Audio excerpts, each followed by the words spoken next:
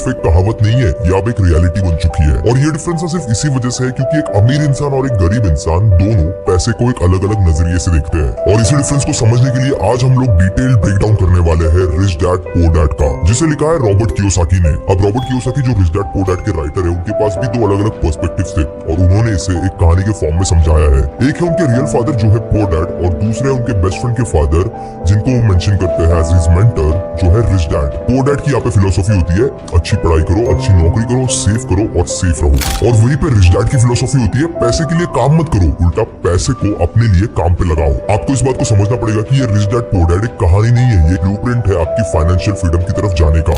अब यहाँ पे ना बस एक सवाल आता है वीडियो को कंटिन्यू करने से पहले कि क्या तुम बस एक और वीडियो देखने आए हो या फिर खुद को यहाँ पे फाइनेंशियली एजुकेट करने आए हो। अगर सेकंड ऑप्शन तुम्हारा आंसर है तो फटाफट से इस वीडियो को लाइक कर लो फॉर द एल्गोरिदम और 1.25x पे प्ले करो for a better experience.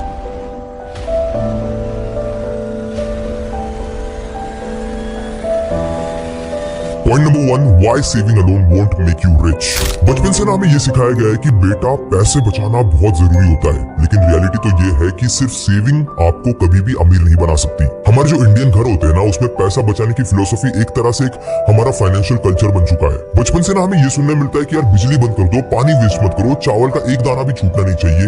No doubt ये हैबिट्स हमें डिसिप्लिन तो सिखाती है, लेकिन एक बड़ी फाइनेंशियल प्रॉब्लम भी क्रिएट करती है। हम नेचुरली ना पैसा बनाने की जगह सिर्फ बचाने पे फोकस करते हैं, और ये हमारी सारी मिडिल क्लास फैमिलीज का एक ही सबसे बड़ा प्रॉब्लम बन जाता है कि उनका फाइनेंशियल एजुकेशन सिर्फ सेविंग्स तक लिमिटेड रह जाता है। पैसे इन्वेस्ट कैसे करें, वेल्थ कैसे ग्रो करें, मल्टीपल इनकम सोर्सेस कैसे बनाए, ये क्वेश्चंस कभी हम लोग अपने घर पे डिस्कस ही नहीं करते। हम ना हमारे पेरेंट्स को सिर्फ ये करते हुए दिखते आए कि वो पैसा कमाते हैं, उसके बाद उसे FD, PPF या फिर गोल्ड में सेव करके रखते हैं। मुझे एक बात बताओ कि सिर्फ सेविंग करने से अगर कोई अमीर होता तो इंडिया में हर दूसरी फैमिली करोड़पति होती। लेकिन तुम रियलिटी को देखो, जितने भी सारे वेल्दी लोग हैं ना, वो पैसे को सेव नहीं बल्कि इन्वेस्ट करके वहां तक पहुंचे। क्योंकि एक एवरेज इंडियन आदमी जो सिर्फ सेविंग्स पे फोकस करता है, उसका पैसा इन्फ्लेशन कहीं ना कहीं पे आगे जाके खत्म कर देता है। आज अगर आपके पास 10 लाख रुपए सेविंग्स में पड़े हुए हैं ना, तो वो सिर्फ 10 सालों में 5 से 6 लाख जैसे फील होंगे। क्यों? क्योंकि इंडिया में महंगाई उतनी तेज बढ़ रही है। पहले जो चीज 10 रुपए में मिलती थी, आज उसकी प्राइस 100 रुपए हो गई है, और जो 100 में मिलती थी, आज उसकी प्राइस 500 हो गई है। यहाँ पे जो अमीर लोग होते हैं ना, वो इस चीज को थोड़ा सा डिफरेंटली करते हैं। जहाँ पे एक मिडिल क्लास आदमी पैसा कमा के उसे सेविंग्स अकाउंट में डालता है, वहीं पे एक अमीर इंसान उस पैसे का यूज करता है एसेट्स खरीदने के लिए जो उसे और पैसा बना के दे।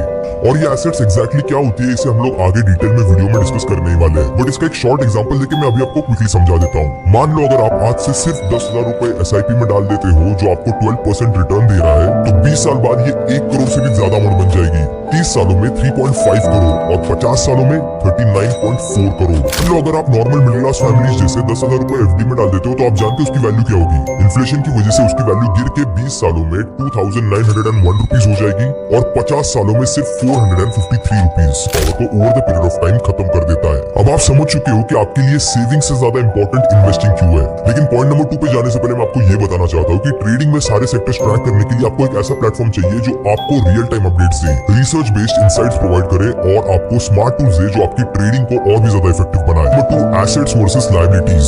मैं ना यहाँ पे आपसे एक सवाल पूछना चाहता हूँ कि मान लो आज आपके पास 20 लाख रुपए कहीं से आते हैं, और आपके सामने मैं 2 ऑप्शंस रखता हूँ, एक घर लेने का और दूसरा एक टॉप एंड थार लेने का। हो सकता है बहुत से लोग अपने दोस्तों और रिश्तेदारों के सामने फ्लेक्स करने के चक्कर में एक थार लेने की सोच ले, लेकिन ये ना आपकी लाइफ की सबसे बड़ी गलती हो सकती है। थार लेना अगर आप चूज करते हो तो इसका कैलकुलेशन थोड़ा सा ब्रेक डाउन करके आपको समझाता हूँ। अब मान लो अपने टॉप फ्यूल में उड़ाने वाले हो, तो इसकी टोटल कॉस्ट हुई 26 लाख रुपीज। अपन लिया जिसकी प्राइस थी 20 लाख रुपए। यहाँ पे ऐड होगी फ्यूल कॉस्ट, जो मैं 10,000 रुपीज पर मंथ पकड़ रहा हूँ, जो बेयर मिनिमम है।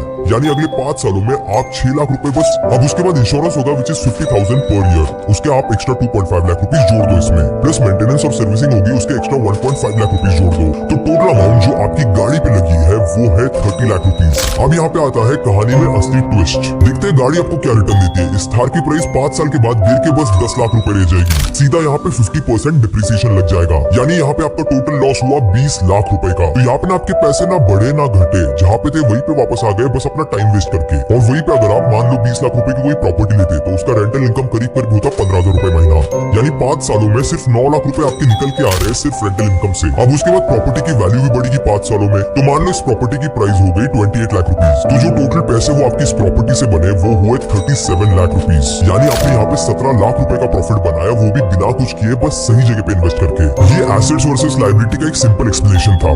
कार आपकी लायबिलिटी थी और घर आपकी एसेट। अब ये तो हुआ एक बेसिक डिफरेंस, इसको ना थोड़ा और एडवांस लेवल पे लेके जाते हैं। अब ये भी चीज चीज ना हमारी मिडिल क्लास फैमिलीज में बहुत बार हमें सिखाई जाती है कि यार बेटा घर लेना सबसे बड़ी इन्वेस्टमेंट है हमारे लिए। लेकिन क्या आपने कभी सोचा कि इन्वेस्टमेंट तो वो होती है ना जो आपको पैसा कमा के दे, जो सिर्फ पैसे लेती है वो तो एक लायबिलिटी हुई। हमारी जो भोली भाली मिडिल क्लास फैमिलीज होती है ना वो बस यही पे एक गलती कर देते हैं, लायबिलिटीज को भी वो एसेट मान लेते हैं। और वही पे ये अमीर लोग ना उस गेम को समझ चुके हैं। अगर आपका घर आपके लिए मंथली EMI, मेंटेनेंस, टैक्स और रिपेयर का खर्चा बन रहा है तो आपका घर किसी भी एंगल से इन्वेस्टमेंट नहीं है, वो एक लायबिलिटी है। आप जिस घर में खुद अभी रह रहे हो उसे आप कभी भी इन्वेस्टमेंट नहीं बोल सकते। और इसी वजह से ये अमीर लोग ना रेंटल प्रॉपर्टीज में इन्वेस्ट करते हैं जो उनके लिए कैश फ्लो जनरेट करे।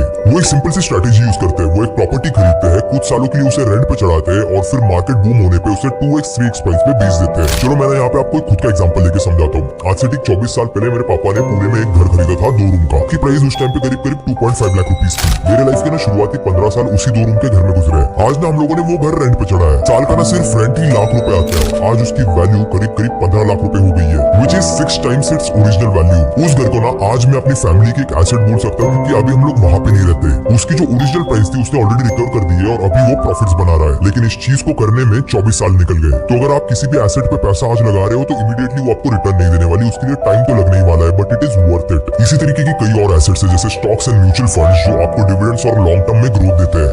उसके बाद आती है ये रियल एस्टेट जो आपको रेंटल इनकम देती है। और उसके बाद आता है आपके बिजनेसेस जिससे आपका पैसा मल्टीप्लाई होता है। यहाँ पे ना मैं आपको डराना नहीं चाहता था कि आपको गाड़ी नहीं लेनी चाहिए। सिंपल सी बात है, अगर आपको गाड़ी अपने शौक पूरे करने के लिए लेनी है तो बिंदास लो, बट थोड़ा स्मार्टली लो। मिडिल क्लास लोग यहाँ पे गलती ये करते हैं कि यार वो सबसे पहले लायबिलिटीज लेते हैं और फिर जिंदगी भर उसका EMI भरते रहते हैं। और वहीं पे ये अमीर लोग पहले एसेट्स लेते हैं और फिर उन एसेट्स के रिटर्न से लायबिलिटीज अफोर्ड करते हैं। उसके बाद आता है point number 3, earn, invest and re invest. आज हम में से मेजोरिटी लोग एक ब्रोकन साइकिल फॉलो करते हैं, कमाओ, उड़ाओ और फिर जो बचा है उसे सेव करो, विच इज ऑलमोस्ट नथिंग। इसका रिजल्ट अगर आपको देखना है तो आप यहाँ पे आके पुणे, मुंबई, बैंगलोर, दिल्ली जैसे शहरों में देख सकते हो। सबकी लाइफ यहाँ पे पेचेक टू पेचेक होती है। सबको ना यहाँ पे स्ट्रेस और फाइनेंशियल इनसिक्योरिटी है। सबको यहाँ पे महीने की 5 तारीख पे EMI भरने की टेंशन होती ही है। लोगों की ना यहाँ पे सैलरीज तो बढ़ी है लेकिन सैलरीज बढ़ने के साथ साथ उनके एक्सपेंसेस भी बढ़ने लगे। हम मिडिल क्लास लोगों का ना माइंडसेट ही कुछ इस तरीके से होता है कि जब हमारे पास पैसा नहीं होता तो हम लोग रोते रहते हैं और जब हमारे पास पैसा आ जाए तो उसे फटे तक एंजॉय करते हैं। इतना ज्यादा एंजॉय करेंगे कि अगर उसके लिए लोन भी लेना पड़े तो ले लेंगे।